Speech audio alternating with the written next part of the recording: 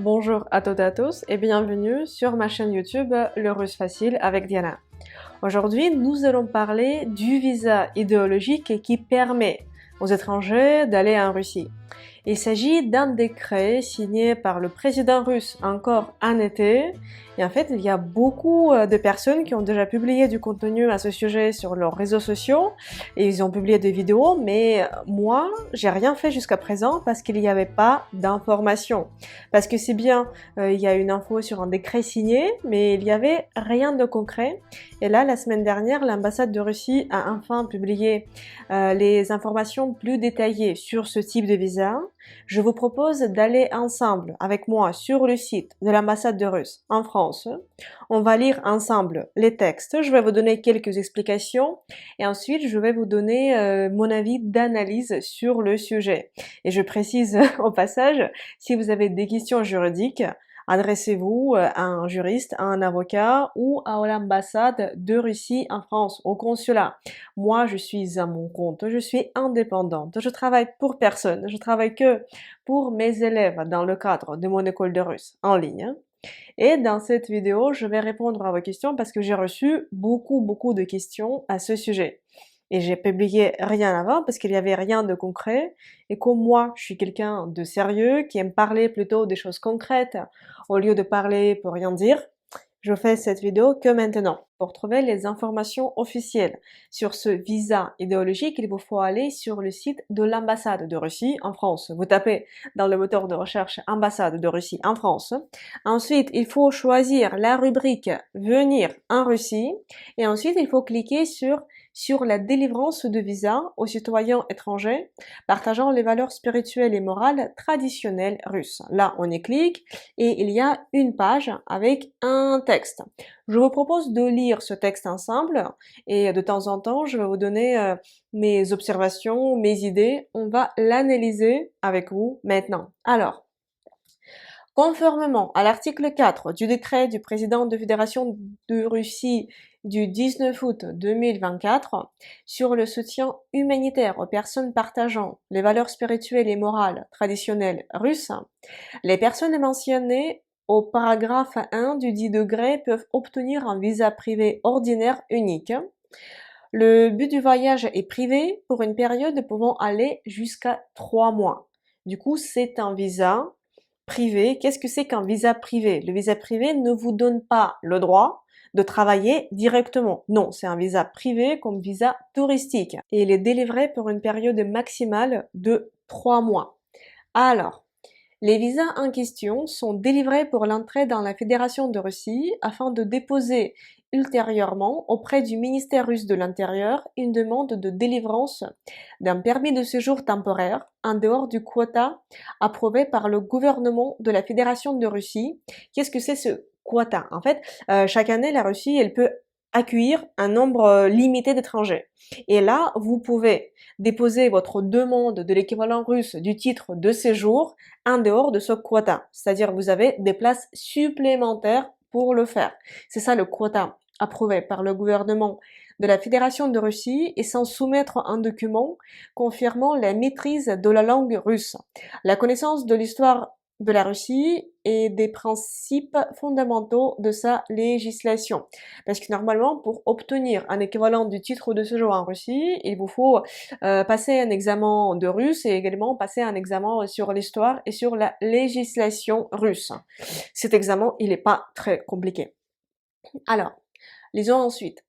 La délivrance de visa, conformément au paragraphe 4 du décret submentionné, n'est possible qu'aux citoyens des pays mentionnés. Je vais vous réciter la liste de pays, la France y figure, déjà, pour anticiper.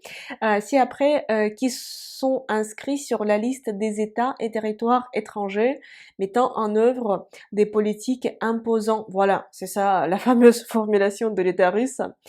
C'est pour les gens qui habitent dans les pays. Maintenant, entre guillemets, parce que ça, c'est la citation sur le site de l'ambassade de Russie en France, mettant en œuvre des politiques imposant des orientations idéologiques néolibérales destructrices qui sont contraires aux valeurs spirituelles et morales traditionnelles russes, la liste étant approuvée par l'arrêté du gouvernement de la Fédération de Russie, blablabla, blablabla. Voici les pays. Australie, Autriche, Albanie, Andorre, Bahamas, Belgique, Bulgarie, Grande-Bretagne, Allemagne, Grèce, Danemark, Irlande, Islande, Espagne, Italie, Canada, Chypre, Lettonie, Lituanie, Liechtenstein, j'espère que j'ai bien prononcé, Luxembourg, Malte, Micronésie, honnêtement je sais pas où c'est, Micronésie, ok, Monaco, Pays-Bas, Nouvelle-Zélande, Norvège, Pologne, Portugal, République de Corée, Roumanie, Saint-Marin, Macédonie du Nord, Singapour, Slovénie, États-Unis d'Amérique, Taïwan, Chine, Ukraine, Finlande, France, Croatie, Monténégro, République tchèque, Suisse, Suède, Estonie, Japon. Peut-être que l'ordre de pays peut vous étonner parce que si on lit en français, il n'y a aucune logique. En fait, c'est juste la traduction quasiment mot à mot du texte russe parce que, par exemple là, le dernier pays c'est le Japon. C'est un russe, Yapogne, et Ya c'est la dernière lettre de l'alphabet cyrillique. C'est pour ça qu'il n'y a pas trop d'ordre dans le texte, mais la France y figure. Également comme Belgique ou Canada. Là, je cite les pays francophones parce que ma chaîne est destinée aux francophones. Alors, la demande doit contenir le nom, le prénom, la date de naissance, le sexe, le numéro de passeport, l'adresse du lieu de résidence du demandeur, le lieu de son déménagement envisagé, sujet fédéral, localité, des informations sur les enfants mineurs voyageant avec lui. En plus de la demande subventionnée pour obtenir un tel visa, le dossier complet de documents doit être présenté à l'établissement consulaire russe à l'étranger. On va analyser ensemble cette liste de documents. Je vais vous donner quelques précisions comme prévu à la section 3 du règlement établissant la forme du visa, blablabla, blablabla. Ça, c'est pas très intéressant. Alors, qu'est-ce qu'il nous faut? Il nous faut un passeport étranger valide ou un autre document de voyage valide, identifiant un citoyen étranger et reconnu comme tel par la Fédération de Russie. Formulaire de demande de visa complété avec photo. Formulaire de demande se trouve sur la même page du site web. Je vais la télécharger, on va la regarder ensemble. Certificat d'assurance maladie. Alors, certificat d'assurance maladie. Je pense qu'il s'agit dans ce cas-là. Je dis je pense parce que je le précise, je travaille pas pour l'ambassade de Russie, je travaille pour personne, je suis à mon compte et je travaille que pour mes élèves dans le cadre de mon école de russe en ligne. C'est mon activité principale, c'est mon activité qui me rémunère et la chaîne YouTube, mes réseaux sociaux, ce sont mes projets bénévoles. C'est pour ça que je précise que je peux me tromper. Là, ma voix, c'est pas la voix de Moscou, c'est pas la voix du Kremlin, c'est la voix de Diana Sefilina, professeure de russe. Il se peut que j'explique quelque chose pas très correctement, il se peut que je comprends pas, je vous donne uniquement mon avis. C'est pas la position officielle, c'est pas c'est pas l'avis final. Mais je pense que certificat d'assurance maladie, ça peut être juste assurance pour les voyageurs. Et je sais qu'en ce moment, il y a plusieurs assurances qui n'assurent plus les voyageurs qui vont vers la Russie. Je sais que il y a une banque russe qui s'appelle Tinkoff et elle peut vous délivrer des assurances pour les voyageurs qui veulent se rendre en Russie et je sais que vous pouvez les régler avec les cartes bancaires européennes. Ça s'appelle Tinkoff et ce sont les assurances voyage. Je pense que c'est ça le certificat d'assurance maladie. Alors, qu'est-ce qu'il faut encore? Un document confirmant l'autorisation de séjour dans le pays de demande pendant plus de 180 jours. Si un citoyen étranger demande un visa dans un pays autre que celui de sa nationalité. En gros, ça, je comprends pas hyper bien ce passage, mais d'après ce que j'ai compris, si vous êtes français, vous avez un passeport français et une carte d'identité française, juste déposez votre demande en France et ce sera facile. Et allez au consulat ou à l'ambassade de Russie en France ou dans votre pays d'origine, ce sera plus facile. Sinon, il faudra présenter ce document étrange. Je sais pas à quoi il ressemble. Maintenant, on va regarder avec vous la liste de documents fournir au ministère russe de l'Intérieur et également le formulaire de demande de visa privé à l'entrée unique. Ce sont les noms officiels. Vous pouvez télécharger ces documents sur le site de l'ambassade, sur la même page où je lis le texte. C'est le site de l'ambassade de Russie en France. Et d'ailleurs, je veux préciser que dans cette vidéo, en fait, j'appelle personne, j'insiste pas pour que les gens déménagent en Russie. Il s'agit d'un choix personnel, c'est à vous et qu'à vous de décider où vous souhaitez vivre.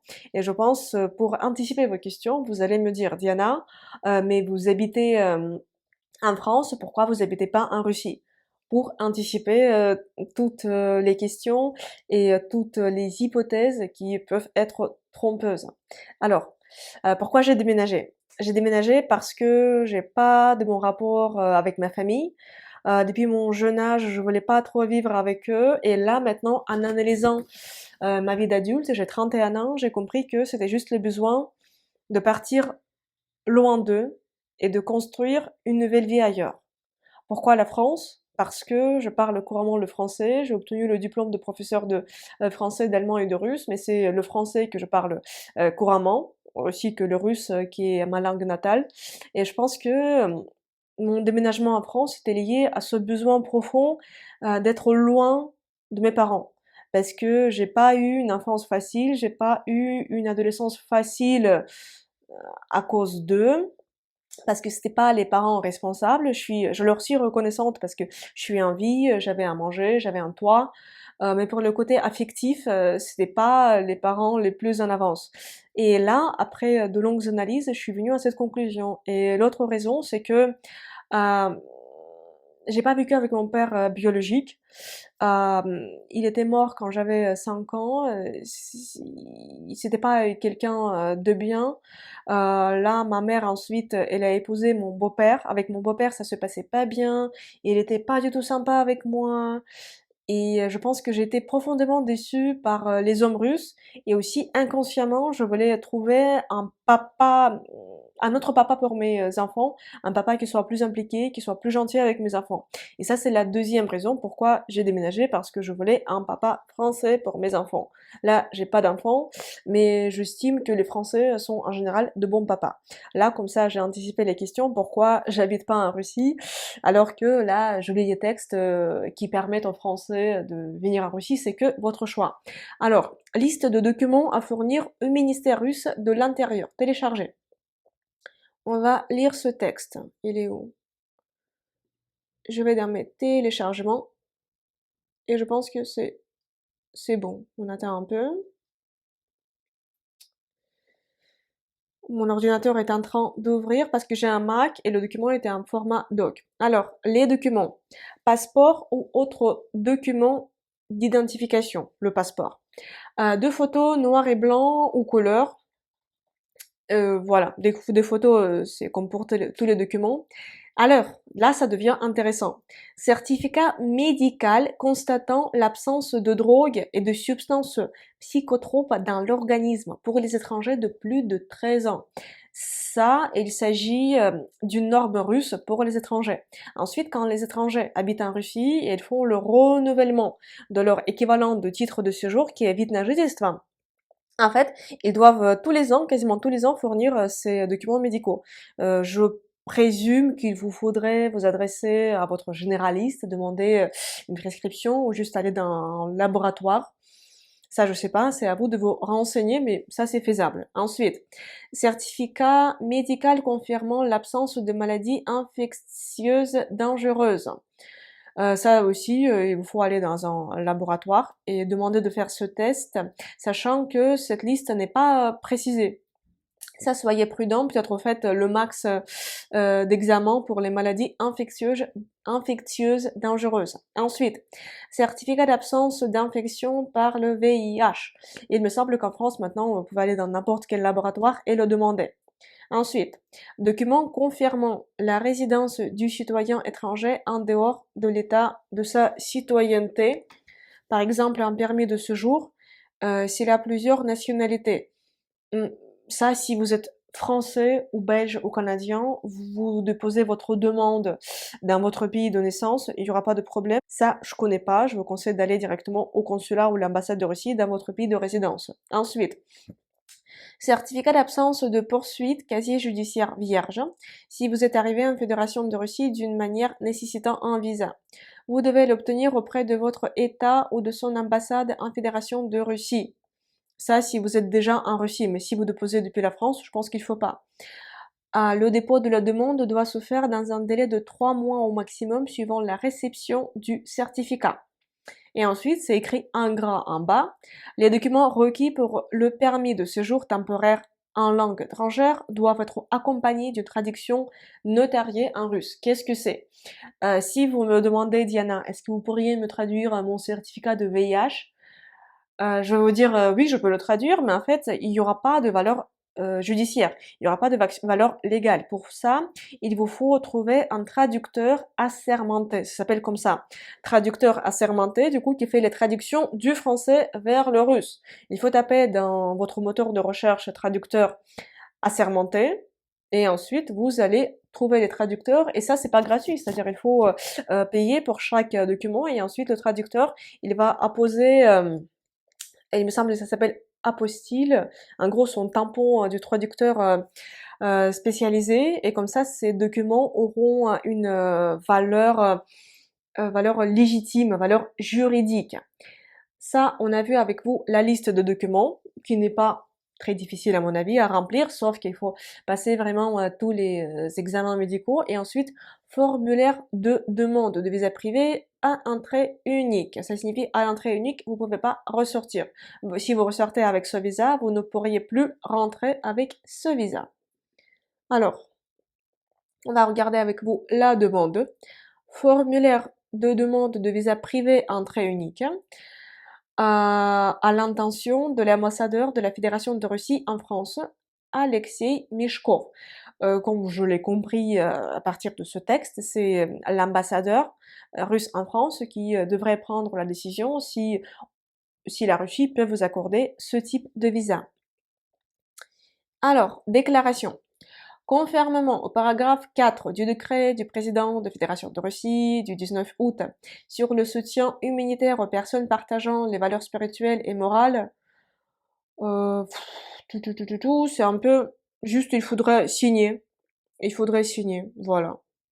Je confirme par la présente que le motif de mon déménagement en Russie est le rejet de la politique mise en œuvre par l'État de ma citoyenneté, qui impose des orientations idéologiques qui sont contraires aux valeurs spirituelles et morales traditionnelles russes, ainsi que l'inculcation des idées et des valeurs destructrices prévues à l'article 14 des fondements de la politique de l'État pour la préservation et le renforcement des valeurs spirituelles et morales traditionnelles russes, je vais y arriver, c'est presque fini, approuvé par le décret du président de Fédération de Russie du 9 novembre 2022.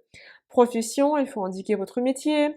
Information sur les enfants mineurs accompagnants qui entrent dans la Fédération de Russie, ça signifie que vous pourrez venir avec vos enfants. Lieu de résidence prévu en Fédération de Russie, sujet fédéral, localité. Là, ils vous disent seulement sujet fédéral. La Russie, c'est la Fédération de Russie, elle est divisée en sujets fédéraux. Par exemple, l'oblast de Moscou, l'oblast de Leningrad, etc., etc. Il faut juste indiquer le grand sujet, genre une province où vous allez habiter. Pas besoin, comme je l'ai compris, d'indiquer l'adresse exacte. Nous venons de voir avec vous les textes officiels qu'il y en a sur ce visa idéologique. Cependant, moi, en tant qu'une personne qui a déménagé d'un pays dans l'autre, il y a des questions que je me pose. Déjà, avec ce type de visa, vous pourriez ensuite demander un équivalent de titre de séjour sans connaissance de la langue russe. Mais honnêtement, si vous ne parlez pas le russe, et si vous débarquez en Russie en parlant que français et un peu anglais, je vois mal comment vous pourriez vous débrouiller pendant une période assez longue, parce que vous venez en Russie. Il faut déjà se dire que la Russie, c'est pas un monde de bisounours, c'est pas un Disneyland.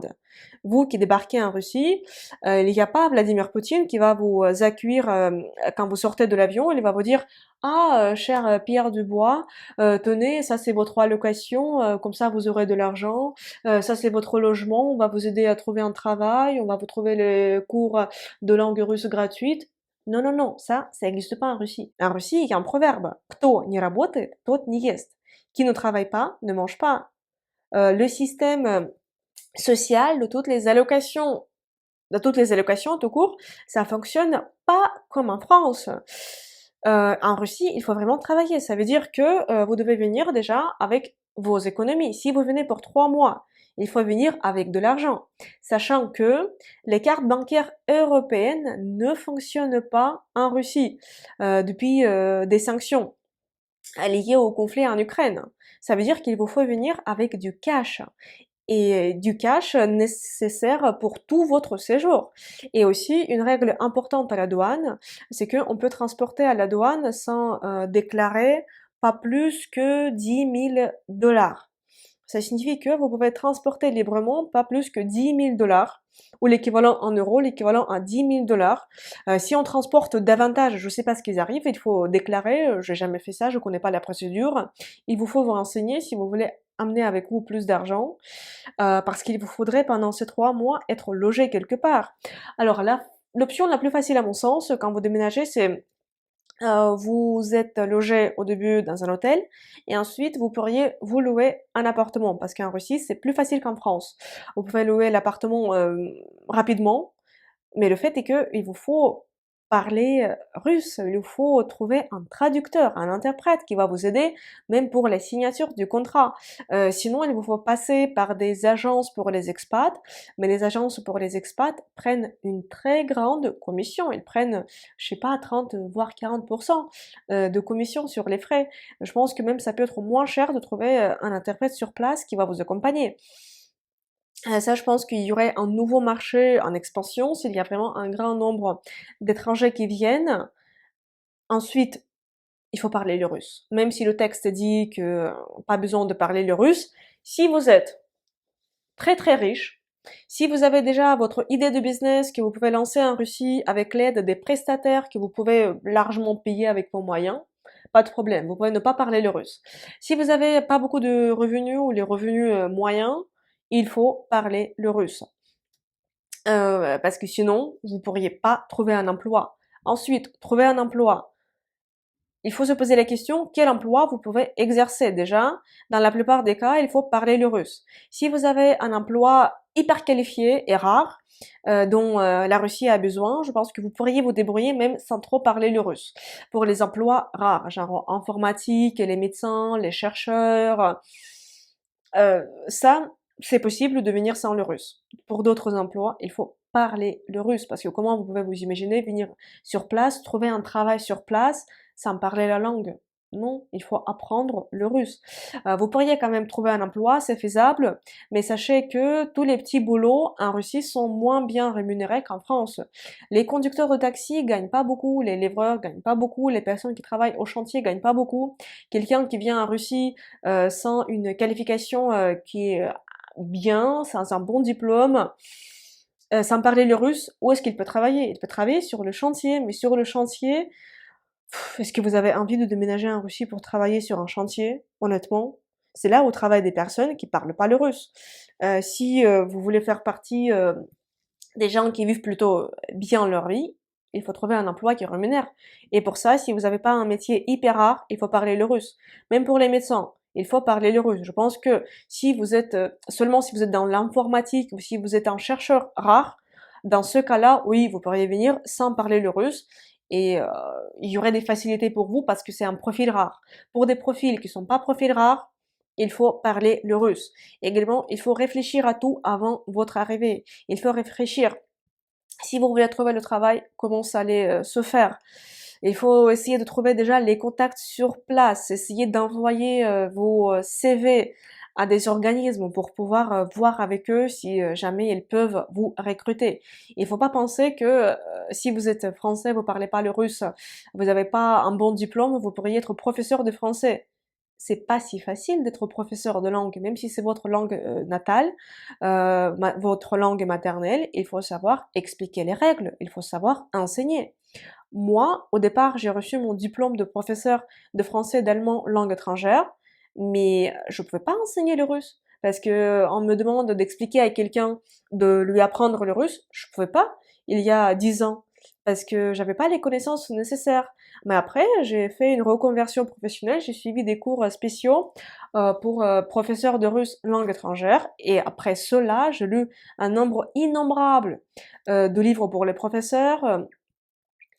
J'ai énormément étudié et maintenant, je peux aisément enseigner le russe ou le français.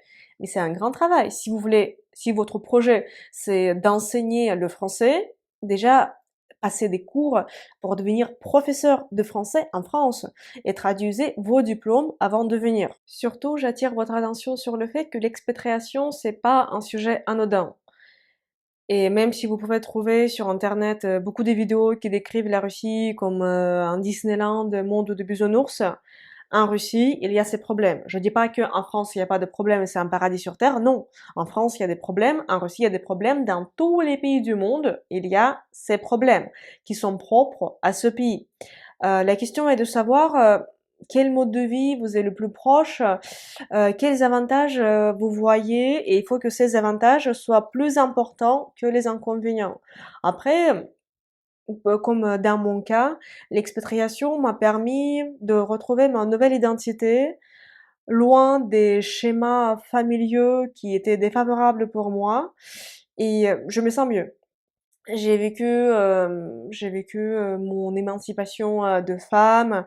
J'ai compris que j'ai plus de droits que je ne les pensais. Là, je suis heureuse dans ma vie. Je suis très contente de ma vie. Je dis pas qu'en Russie j'aurais pas pu le faire, mais pour les raisons que j'ai évoquées au début de la vidéo, notamment les raisons familiales, en raison de mon passé pas facile au sein de ma famille, c'était plus facile pour moi de partir et partir loin. Et je pense que c'est quelque chose de commun pour la plupart des personnes qui quittent leur pays d'origine. Ça veut dire qu'ils n'ont pas suffisamment d'attache avec cette terre et ils veulent s'ancrer quelque part ailleurs. Ce qui était mon cas, et si jamais vous sentez que c'est votre cas, tentez-le, essayez-le, mais préparez très très bien votre projet et surtout apprenez le russe. Ce serait une énorme erreur de venir en Russie sans parler le russe. Il faut le parler, sinon vous pourriez pas vous débrouiller. Vous pourriez vous débrouiller pour les vacances, si vous venez en vacances, très bien.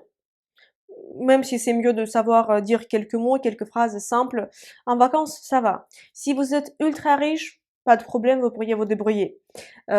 Sinon, il faut parler le russe. Je précise encore une fois que j'incite personne à venir en Russie, ça doit venir de vous, c'est votre décision, il n'y a que vous qui pouvez le décider. Je précise également que peut-être que mes explications étaient pas suffisamment claires. Il se peut même que je me suis trompée quelque part, je ne le sais pas, parce que je travaille pas pour l'ambassade de Russie, je travaille pour personne, je travaille que pour mes élèves parce que je suis à mon compte. Pour petite information, en France, j'ai le titre de séjour qui s'appelle entrepreneur profession libérale parce que j'ai mon école de russe, je paye mes impôts, c'est ce qui me permet de rester en France. Ça aussi, j'anticipe toutes les questions bizarres qui peuvent apparaître dans les commentaires, mais sinon, si vous avez déjà des retours sur ce type de visa, écrivez-le dans les commentaires. Vous pouvez également poser vos questions dans les commentaires. Peut-être qu'il y a des gens qui se sont déjà adressés à l'ambassade pour en savoir plus sur cette procédure qui pourraient vous renseigner dans les commentaires de cette vidéo. Merci beaucoup de l'avoir regardé. J'espère qu'il vous a plu. Si c'est le cas, mettez s'il vous plaît les pouces en l'air. C'est très important pour moi et pour les algorithmes de YouTube. Mettez-les maintenant s'il vous plaît pendant que vous y pensez. Merci beaucoup. Spasibo большое. Abonnez-vous à cette chaîne YouTube si ce n'est pas encore fait et suivez-moi sur les réseaux sociaux parce que j'y publie tous les jours du contenu sur le russe et sur la Russie. Si vous souhaitez commencer à apprendre le russe ou améliorer votre niveau actuel, je vous invite à rejoindre les cours quotidiens de russe. C'est mon programme personnel d'apprentissage de russe en continu. Une nouvelle session commence chaque premier du mois, vous trouverez plus d'informations et le lien d'inscription dans la description de cette vidéo et je propose également des cours particuliers de russe qui sont inclus dans les cours quotidiens. Je vous souhaite de passer une agréable journée et je vous dis до свидания, au revoir.